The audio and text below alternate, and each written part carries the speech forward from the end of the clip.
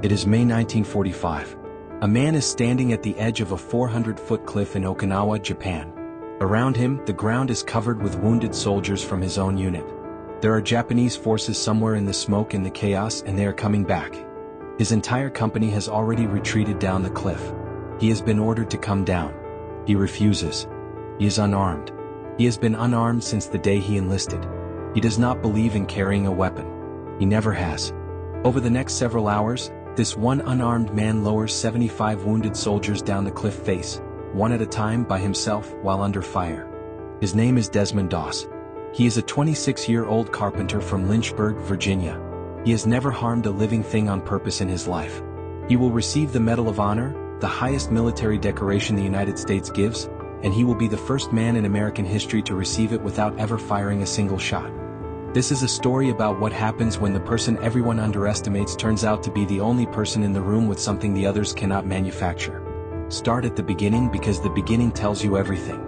Desmond Doss grew up poor in rural Virginia during the Depression. His family had little money, a deep religious faith, and a set of convictions about how a person ought to live. On the wall of their home hung a picture depicting the 10 Commandments, and one of them, the one about not taking a life, lodged itself somewhere in Doss that never came loose. He was not dramatic about it. He did not preach at people. He simply believed it the way he believed in breathing, as a fact about himself that was not open for renegotiation. When the United States entered the Second World War after the attack on Pearl Harbor in December 1941, Doss wanted to serve. His work in a shipyard meant he qualified for an exemption from the draft. He did not use it. He walked into a recruiting office and enlisted voluntarily. He wanted to serve as a combat medic, someone who runs toward the wounded under fire, who patches bodies back together in the middle of chaos. He wanted to help people stay alive. He just did not want to do it while also trying to make other people not alive. The Army looked at this and decided it was a problem. Here is what nobody told Doss before he showed up. The Army did not have a formal process in 1942 for a man who wanted to serve in combat without carrying a rifle. The regulations assumed that every soldier in a combat unit would be armed. Desmond Doss did not fit the regulation. The regulation did not fit Desmond Doss. What followed was one of the more sustained and creative campaigns of institutional pressure ever applied to a single quietly determined man from Virginia. His commanding officers tried to discharge him on psychiatric grounds.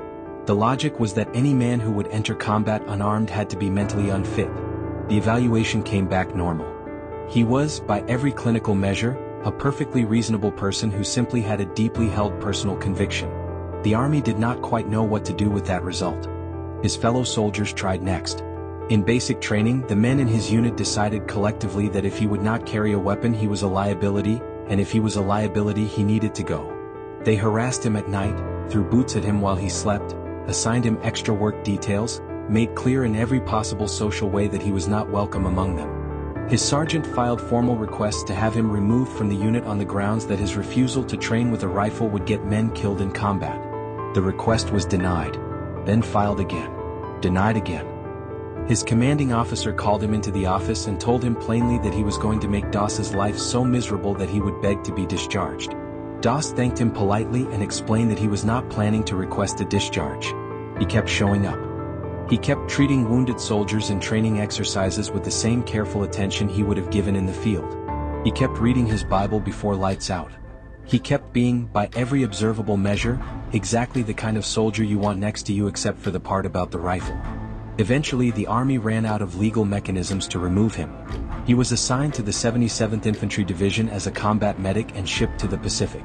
The Pacific Campaign in 1944 and 1945 was unlike anything soldiers trained for in Virginia. The 77th Infantry fought in Guam and then in the Philippines before arriving at Okinawa in the spring of 1945. By this point, Doss had already established something of a reputation. In Guam, he had stayed in the field treating wounded soldiers while under heavy fire and carried men out of direct contact with the enemy. The same men who had thrown boots at him in training were starting to notice that when things became genuinely terrible, Desmond Doss did not hide. He moved toward the sound of the problem. But Okinawa was different. The Japanese had spent months turning the island into an interlocking system of fortifications, tunnels, and defensive positions that would need to be taken one at a time. The 77th was assigned to take a specific piece of elevated ground on the Maeda Escarpment, a plateau the soldiers called Hacksaw Ridge because the approaches to it were covered in razor wire and the name matched how it felt to try to climb it. The first assault on Hacksaw Ridge went badly. Soldiers made it to the top of the cliff using cargo nets and rope ladders. They took positions on the plateau. Then the Japanese counterattack came from the fortified tunnels and bunkers that intelligence had not fully mapped. The assault turned into a fighting retreat. Men were cut off. Men went down. The order came to fall back to the base of the cliff. When the unit pulled back, they took account. Approximately 75 men were still on top of the cliff. Some were dead. Many were wounded. Some were wounded badly enough that they could not climb down themselves. Standard military logic at this point involves a difficult and honest calculation about what is and is not possible. The cliff was still under fire. The enemy was still active on the plateau. Going back up was not a sanctioned order. Desmond Doss had already started going back up. What followed over the next several hours is documented in his Medal of Honor citation, in the accounts of the men who were there, and in the testimony Doss himself gave afterward, always in the same quiet, factual tone he used for everything. He went back up the cliff. He found a wounded man. He dragged him to the edge of the plateau, tied a specific knot he had learned, a double looping technique he had worked out himself using a single rope, and lowered the man down the cliff face to the soldiers waiting below. Then he went back, found another man, lowered him down, then went back again. There is no dramatic way to describe the interior of those hours that does justice to the physical and psychological reality of them. He was alone on a plateau where Japanese soldiers were operating. He had no weapon. He had his medical kit and a rope and the knot he had figured out. Every trip back into the plateau to find another wounded man was a separate decision, made in full knowledge of what the situation was. He made it approximately 75 times. There is no dramatic way to describe the interior of those hours that does justice to the physical and psychological reality of them. He was alone on a plateau where Japanese soldiers were operating. He had no weapon. He had his medical kit and a rope and the knot he had figured out. Every trip back into the plateau to find another wounded man was a separate decision, made in full knowledge of what the situation was. He made it approximately 75 times.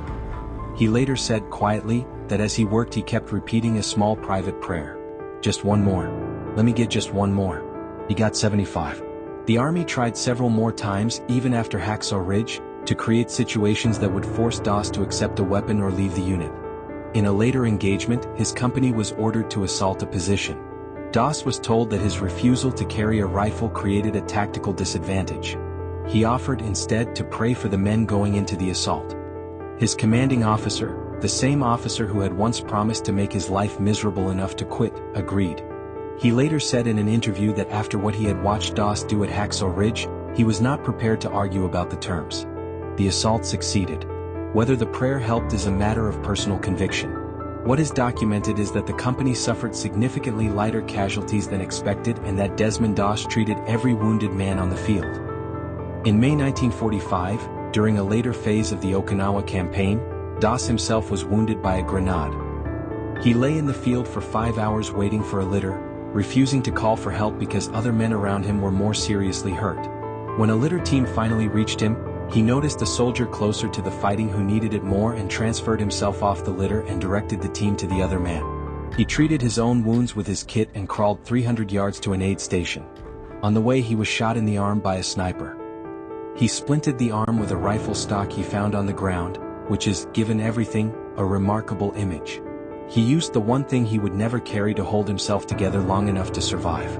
President Harry Truman presented Desmond Doss with the Medal of Honor on October 12, 1945. In the ceremony, Truman said something that gets quoted often in histories of the award. He told Doss that he was not sure he could have done what Doss did with a weapon, let alone without one. The men of the 77th Infantry, the same men who had spent months in basic training trying to have him removed, who had filed formal complaints and thrown boots at him in the dark, wrote letters on his behalf during the Medal of Honor nomination process. His sergeant, the one who had filed multiple requests for his discharge, wrote that Doss was the bravest soldier he had ever served with. The men who had wanted him gone said that they felt safer going into combat when they knew Doss was with them. There is a particular texture to that reversal that deserves a moment. These were not soft men reconsidering a mild prejudice. These were soldiers who had watched friends die in some of the most intense fighting of the Pacific War. Their assessment of who they wanted beside them in a firefight had been tested against the actual thing and not found in a classroom or a sentiment. They had updated their judgment based on evidence, and the evidence was Desmond Doss at the edge of a 400-foot cliff, alone, going back for just one more. Doss came home from the war with a Purple Heart, tuberculosis contracted during the Pacific Campaign, and hearing damage from the grenade. The tuberculosis eventually cost him a lung and left him largely unable to work physically. He lived on a modest disability pension and a small farm in Georgia with his wife Dorothy, who had waited for him through all of it. He did not talk about the war much. When people asked, he was polite and patient and gave the same factual account in the same quiet voice. He expressed no particular pride in the numbers, no interest in being celebrated. He had done what he believed was right. He thought that was the whole of the explanation. He lived until 2006. He was 87 years old. The army that had spent 2 years trying to remove him for refusing to carry a weapon eventually named a U.S. Army Reserve Center in his honor. There is a street at Fort Lee in Virginia called Desmond Doss Boulevard. The Navy named a cargo ship after him. The ship, appropriately, is designed to carry supplies to people who need them. The man they tried to discharge for being unarmed became the face of what it actually means to be brave. Not the willingness to hurt. The willingness to go back. Again and again and again, in the dark, under fire, for someone you have never met, with nothing in your hands but a rope and a knot you worked out yourself. 75 times he said, "Just one more, Lord." And he always found one.